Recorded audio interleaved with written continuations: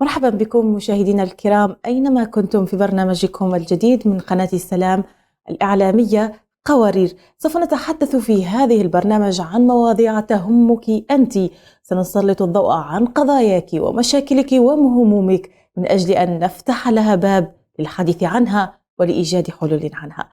وفي أول حلقاتنا لهذا اليوم سوف نتحدث عن موضوع مهم جدا بالنسبة للمرأة الإريترية، ألا وهو موضوع المرأة ومشاكلها في المهجر، وأيضا مشكلة الهوية الإسلامية والمحافظة عليها في ظل هذه التغيرات البيئية والمجتمعية وحتى الدينية. سنتحدث أيضا عن إيجاد حلول لمحاولة الحفاظ عن هذه الهوية الإسلامية والوطنية.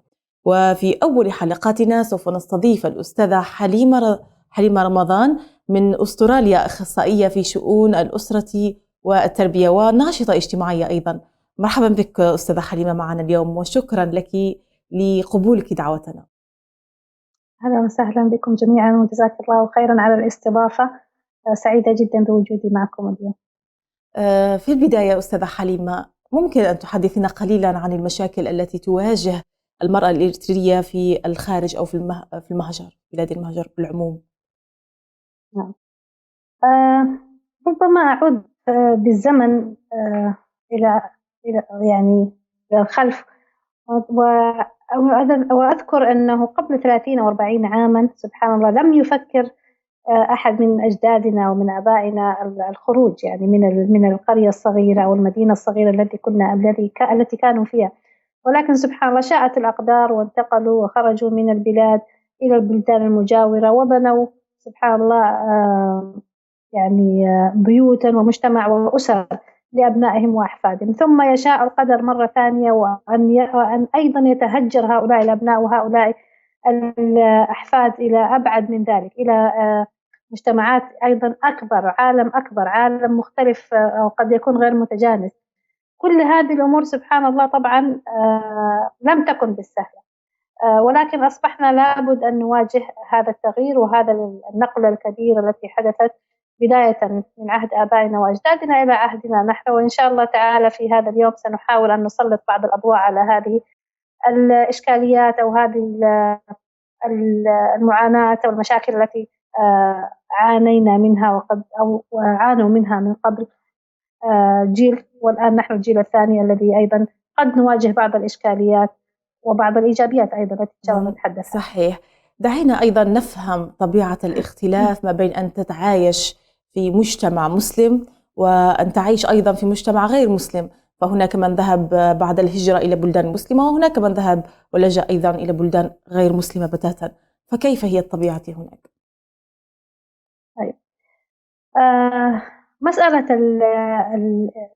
الهجرة يعني دائما سبحان الله نرى أنه أحيانا وهي إشكالية، أعتقد أنها إشكالية إنسانية، بحيث أنه هذه مرت عليها كل الحضارات، أن تنتقل أنت من البيئة التي كنت تعيش فيها أو البيئة الصغيرة التي أنت كنت يعني متجانس فيها مع كل من يشابهك، ثم تنتقل إلى حضارة أخرى وإلى ثقافة أخرى غير متجانسة عن البيئة الأولى التي أنت كنت تعيش فيها. هذه هي الصعوبة، أنك الآن أنت تتعايش مع أفراد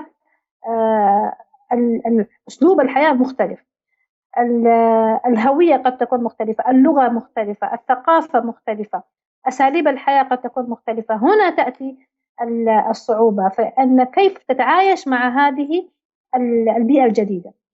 وأيضا عندما يكون أضف إلى كل هذه عندما تكون لديك هوية دينية مختلفة، يعني نحن نعيش في مجتمع لا ديني يعني، أو معظم الغرب وإن كانوا يعني في بواطن يؤمنون ممكن أن يكون لهم توجه ديني، ولكن المسمى عادة أو في معظم الدول الغربية، حتى يعني البلد اللي نعيش فيها تعتبر من دول الغرب وإن كنا في أقصى الشرق، فهي أيضا تعتبر دولة لا دينية. فالمحافظة على الهوية الدينية أيضا فيها بعض قد يكون، لكن أنا لا أريد أن في صورة سلبية، لأن الحمد لله نحن في يعني متعايشين والحمد لله ونمارس كل يعني طقوس وكل ممارساتنا الدينية، بكل سهولة وكل بساطة، ولكن فيها بعض الإشكاليات إذا كنت أنت في نوعا ما في توجه غير سوي. يعني لذلك أنا دائما أنصح من أهم شيء في مسألة التعايش أولا أنك تتقبل الآخر، وأنك أنت تعيش كمواطن مسلم في الدولة التي تعيش فيها، وأن تطبق القوانين وأن بدون طبعا مخالفات شرعية. هذا يعني من أهم الأمور التي تساعد على مسألة التعايش. وأيضا نعم كنت كتبت نقطة ما حبيت أني تقبل الآخر احتمال نعم، والتحرر من الفكر المتحجر، لأنه أحيانا الفكر المتحجر أو عدم قبول الآخر هذه اللي سببت بعض الإشكاليات. والكل يعرف طبعا أنه يعني التشبث بالفكر أو التحجر بدون تقبل وبدون النقاش الواعي أو النقاش الإيجابي ممكن يسبب إشكاليات. نعم، ولكن أستاذة حليمة، هل يعني ضرورة أنه أندمج في مجتمع أجنبي، في مجتمع يختلف تماما عن ديني أو يختلف تماما عن ثقافتي ومجتمعي، هل يعني ذلك أن أنصهر معه وأترك مثلا بعض الأخلاقيات أو مبادئي أو ديني وأندمج معه بحجة الاندماج في المجتمعات؟ مثلا هذه هناك الكثير هذه المشاكل نواجهها في الغرب.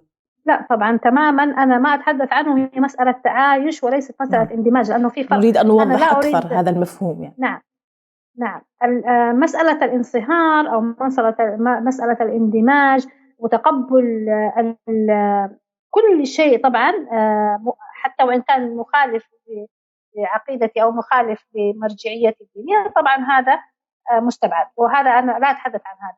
أنا أتحدث أن أكون أنا مواطن في البلد اللي أعيش فيها وأحمل جوازها، وفي نفس الوقت أنا أعيش كمسلم مطبق لمشاعر لكل يعني كل التعاليم الدينية بدون أن أخالف. هذا اللي قصدته. نعم، وهذا نعرف أصلا ما إنه هناك طلبه ديننا. توجه. نعم صحيح. نعم، لأنه نحن أصلا يعني حتى الرسول عليه الصلاة والسلام عندما كان يبعث يعني أن يرسل صحابته كان دائما يوجههم بأنك لا يعني ما تمشي عكس التوجه، أو أنك ما تحارب من كان مثلا في صومعته أو كذا أو كذا. فيعني كان في عندنا هذا الفكر المتوازن موجود أساسا، ولكن انحرفت ممكن بعض الجماعات. ماذا أو ما هو تصورك أستاذة حليمة لأسرة عايشت ممكن هذه الحروب ورأت هذه الحروب ثم هاجرت، تركت أرض الوطن ولديها أبناء قد ولدوا في أرض الوطن، شربوا من حب هذا الوطن وعرفوا وطنهم، وحينما تهجروا وجدوا أنهم في مكان مختلف تماما، عادات مختلفة تماما، حافظوا على دينهم، لكن الانتماء للوطن بقي هناك فقد معين، شعور أنه نحن بعيدين كل البعد عن أرض الوطن. وأيضا هناك من لم يولدوا في أرض الوطن، لم يروا إريتريا، لم يسمعوا عنها أو سمعوا فقط عنها من خلال القصص وحكايات آبائهم. كيف يمكننا أن نعزز انتماء الوطن ونحافظ على عاداتنا وتقاليدنا خلال هذه الغربة وهذه المجتمعات الأخرى؟ نعم، هذه والله ما تحز في النفس. يعني أصعب شيء أن تولد أجيال خارج عن وطنها أيما كان هذا الوطن، ووطن الإنسان ومرجعيته وهويته هي ما يعني هذه كيانك، هذا الكيان اللي يرسمك. وللأسف الشديد سواء في الغرب أو في أي دولة يعني أخرى، إذا لم نحافظ على هذا الكيان فللأسف الشديد تطمس هذه الهوية. مثلا الآن من تعايش مثلا أو من عاش، وليس الكل يعني إلا من رحم ربي، أنه هناك بعض الأسر فعلا الهوية الإسلامية موجودة، ولكن للأسف الهوية الإريترية أو الهوية الوطنية طمست بسبب اندماجها مع الثقافات الأخرى ومع المجتمعات الأخرى أو الجاليات الأخرى. هذا يعني هو ليس من الخطأ أن تندمج مع الجاليات الأخرى، بل كل ما هذا نوع من الترابط الاجتماعي المطلوب حتى يستطيع الإنسان أن يعني يتعايش في الغرب. ولكن الانسلاخ من الهوية هذه من أصعب الأمور التي تواجه الكثير من الأسر الإريترية.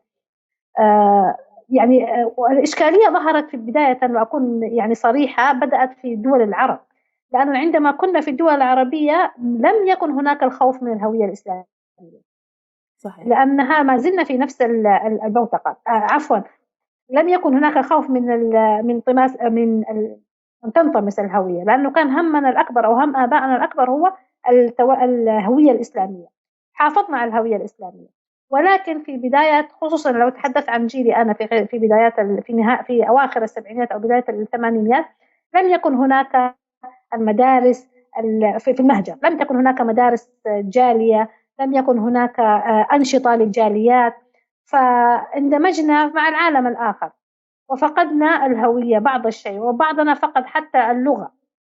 أما في الغرب، لأن الغرب قائم أساسا على فكر الجاليات، على فكر أو مبدأ أن تندمج مع الجالية.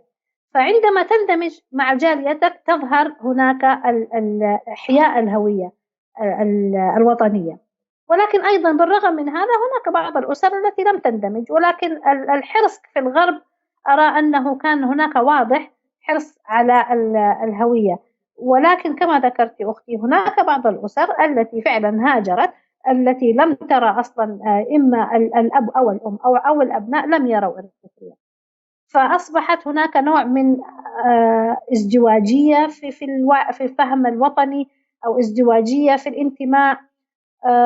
وأرى أنه أفضل طريقة حتى على الأقل أننا نحيي هذه الروح الوطنية في أبنائنا، أن لا نترك أبدا العادات والتقاليد، أن لا نترك بعض الممارسات التي كانت تقام مثلا في إريتريا، سواء مثلا كانت حدثينا عن تجربتك أنت، بما أنك أنت ولدت في السعودية في بلد آخر عربي مسلم بطبيعة الحال، كيف كانت أجواء أسرتك وعائلتك في الحفاظ وترسيخ الوطن لديك على الرغم أنك لم تولدي فيه ولم تريه حينها؟ هذه الإشكالية اللي أتحدث عنها، أننا كان هناك سلبيات في مسألة التعايش في دول العرب، لأننا في دول العرب كنا نعيش في بوتقة العالم الإسلامي، كنا نعيش في بوتقة العالم العربي أكثر من ما أنا لا أنكر، لا أكيد كان هناك عندنا ممارسات سواء في المنزل، سواء في الاحتفالات، سواء في الأعياد، سواء في الزواجات، يعني كان موجود، ولكن لم يكن ظاهر بقوة كما هو في الغرب. وربما أنا عشت في الغرب أكثر مما عشت هناك، فرأيت أن الانتماء الوطني ظهر أكثر في الخارج، أو على الأقل انتمائي الوطني ظهر أكثر في الخارج، كما ذكرت، لأن هناك الأنشطة التي يعني حافظنا عليها، والأنشطة التي أو التراث اللي أردنا أن ننقله للجيل الثاني، للجيل أبنائنا. لذلك كان هناك حرص شديد على نشر وعي الانتماء الوطني شكرا لك أكثر مما كان أستاذة في حليمة. سوف نعود لك ولكن بعد هذا الفاصل مشاهدينا الكرام، نلتقي وإياكم، تبقوا معنا.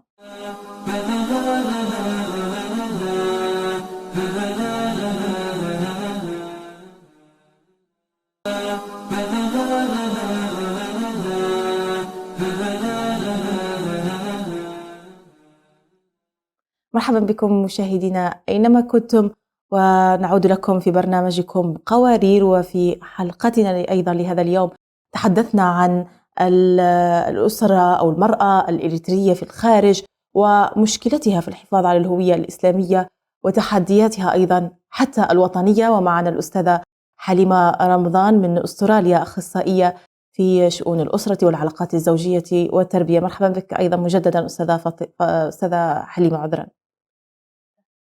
مرة أخرى. مرحبا.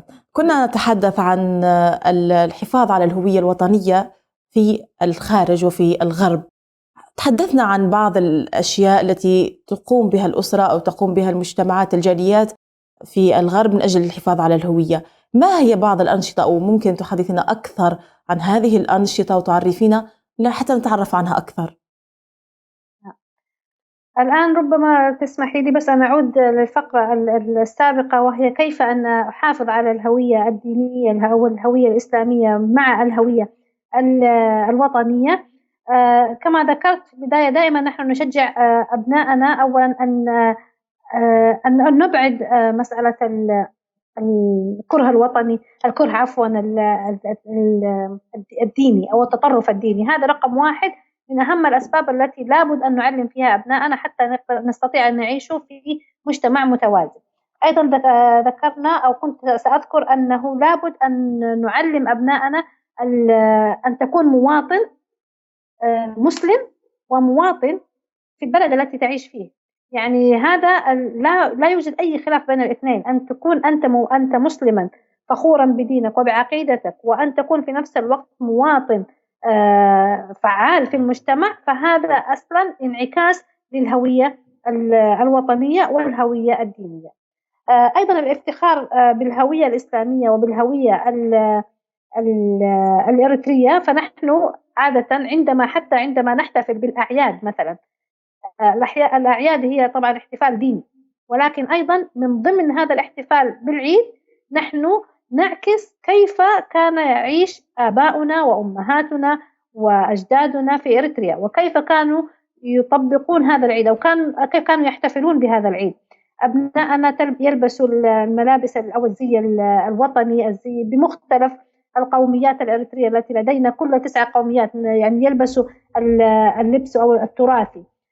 نحضر أيضا طبعا كما ذكرت لك قبل التسجيل أن القهوة الإريترية قهوة مميزة بكل يعني بكل معانيها. نحن لدينا يعني إناء خاص بها، ولدينا طقوس لها. فكل هذه الأمور نمارسها في احتفالاتنا، حتى طريقة اللبس، حتى طريقة تسريح الشعر، حتى لبس الأولاد بمختلف القوميات. فهذه كلها تعكس الانتماء أو تعكس لنا الهوية، وفي نفس الوقت بنمارس فيها الأعياد. فنحن نمارس الاثنين، نعكس الهوية الوطنية الثقافية والهوية الدينية في نفس الوقت، ونشارك حتى إخوتنا الإريتريين غير المسلمين. فالآن هذه كلها تعتبر رفع أو تعليم وتوعية لأبنائنا في كيف أن أنتمي إليهم. قبل أسبوعين أو 3 أسابيع كان لدينا الاحتفال باليوم العالمي للمرأة، وكان أيضا يوم تراث. يعني حاولنا أيضا نعكس في نشاط المرأة الإريترية في أستراليا أو في مدينة ملبورن. وكذلك أيضا نقلوا لنا يعني مجموعة من الشابات اللاتي كبرن وولدن في أستراليا، وكانوا ذهبوا في رحلة إلى إريتريا وعكسوا وعرضوا علينا برنامجا يعني كان جدا جدا مفرح، وكان جدا يعني شعرنا بنوع من الفخر لهؤلاء الشابات النشيطات التي ذهبنا إلى إريتريا وزاروا إريتريا، ولله الحمد عادوا قبل مشاكل الجائحة، وعكسوا لنا فرحتهم وعكسوا لنا وعيهم، وكانت لأول مرة لهم، فكان شيء جميل جدا. فالاحتفالات والأنشطة عندنا باستمرار، ونحاول فيها دائما أن نجذب الشباب والشابات، حتى لأن بسبب طبعا بعد للأسف شديد نحن في أستراليا بعد جغرافي، فليس من السهل يعني السفر. فأضعف الإيمان لنا أن نعكس لهم بهذه الطريقة، وأيضا نشجع الجيل الجديد على الأقل إن إذا كان في إمكانية واستطيعوا أن يكون هناك في نوع من الاتصال بالوطن. صحيح. أستاذة حليمة، بما أنه الأسرة تلعب دور كبير جدا في حفاظ وتوريث الهوية الإسلامية والوطنية بالتحديد أيضا لأبنائها، الجاليات والمؤسسات الموجودة داخل البلدان الأجنبية أيضا لها دور آخر ومسؤولية أخرى في توريث هذه الهوية الإسلامية والوطنية. في رأيك ما هي مسؤولية مثلا الفرد إن كان ممكن هو بعيد مثلا عن الأسرة أو بعيد عن المؤسسات الخيرية والاجتماعية والناشطين، فكيف يكون للفرد الإريتري مسؤولية عن نفسه من أجل أن يحافظ على هذه الهوية وهذه الوطنية بالخصوص المرأة؟ مثلا، لأنه نحن حديثنا عن المرأة؟ صحيح. هناك مقولة يعتمدها اليونايتد نيشن، الأمم المتحدة، يقولوا يعني دائما أنا أحب أذكرها: think locally, think globally and act locally. يعني أنت عندما تفكر، فكر بصورة عالمية، ولكن عندما تطبق فكر بصورة يعني وطنية. لماذا؟ لأنك أنت الفرد يبدأ أولا بنفسه. إذا أنا طورت من ذاتي ونميت من مدارك وعلمت نفسي، سواء ورفعت مقاييسي أنا من ناحية الوعي الوطني لبلدي، وبعد ذلك أنا أعكسها لأبنائي وزوجتي في المنزل، وبعد ذلك الأبناء تكبر بهذا الفكر وبهذا الوعي، وبعدها الأبناء أيضا يصبحون فعالين وينشروا نفس الفكر. وأيضا أنا أقول وأنصح أي أخت جاءت إلى البلد جديد، أو يعني لا تعرف الكثير من الأسر، وهذه كانت مشكلتنا جميعا، يعني كل من هاجر. أنا أذكر هذا الكلام قبل 27 عام، عندما جئنا إلى بلد المهجر كنا قلة، فكنا دائما مترابطين ونبحث عن بعض، وما زلنا والحمد لله تكبر الجالية، ولكن هناك تواصل.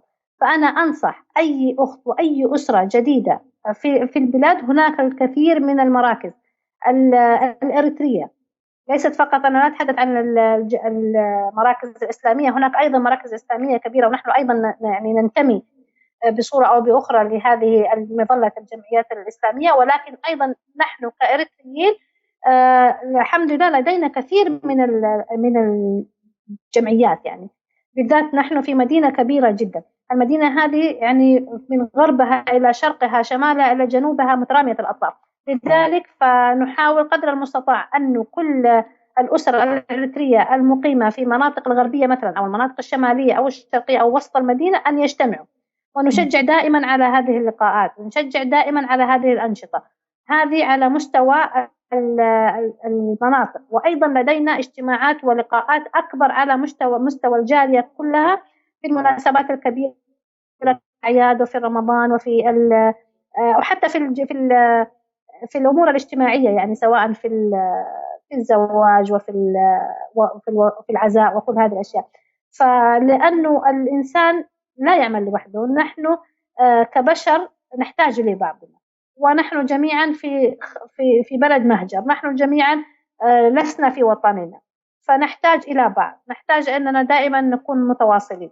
وكما ذكرت لك الآن الحياة أصبحت أسهل بكثير. أستاذة حليمة، نعم. فقط نعم. أريد أن في دقيقة واحدة أن تخبريني بنقطة مهمة جدا أيضا، بأنه أكيد لها إيجابيات كبيرة جدا أن يكون هناك للإنسان انتماء ومحافظ على هويته الإسلامية والوطنية. في رأيك أنت الشخصي، إذا لم يحافظ هذا الإنسان أو هذه المرأة على هويتها الإسلامية ولم تحافظ على هويتها الوطنية، كيف سيكون مصيرها في الغرب مثلا؟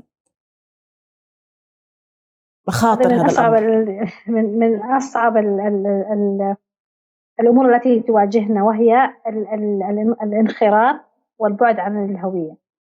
وليست فقط يعني هذه النتائج لا تترتب فقط على المرأة، للأسف الشديد تترتب على المرأة وتترتب على الأبناء.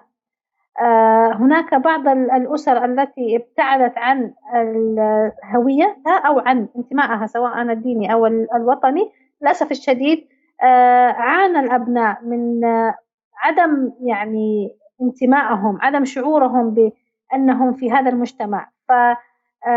لا تعرفي أن إذا كانت تواجههم المشاكل، إذا كانت تواجههم بعض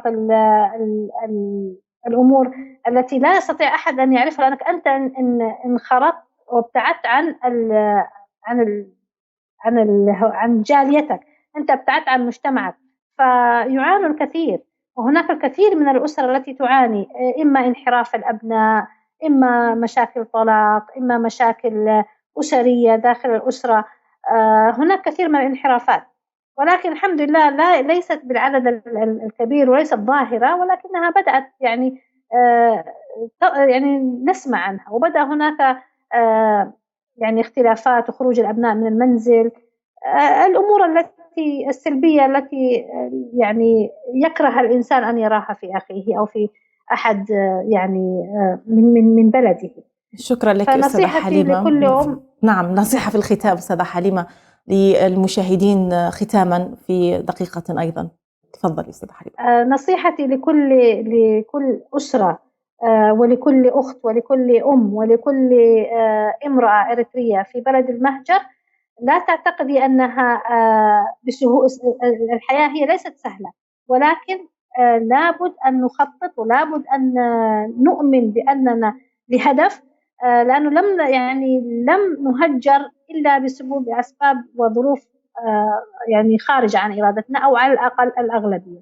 لذلك فبلاد المهجر تحتاج إلى الصبر، تحتاج إلى الإيمان، تحتاج إلى الثقة بالله، تحتاج إلى الترابط، تحتاج إلى التواصل مع الجالية، وهذا كله لا يكون إلا بدعم. والدعم يكون دائما الإنسان عندما نكون مع بعض، فيد الله مع الجماعة. وبإذن الله تعالى نكون نتطلع إلى مستقبل أفضل بإذن الله تعالى، وأن نلتقي في بلد الموطن بإذن الله تعالى. إن شاء الله يا رب. شكرا لك يا أستاذة حليمة رمضان، أخصائية في شؤون الأسرة والعلاقات الزوجية، كنت معنا من أستراليا. شكرا لك. وشكرا لكم مشاهدينا الكرام أينما كنتم تشاهدون برنامجكم قوارير. نلتقي وإياكم في العدد المقبل. السلام عليكم، دمتم بخير.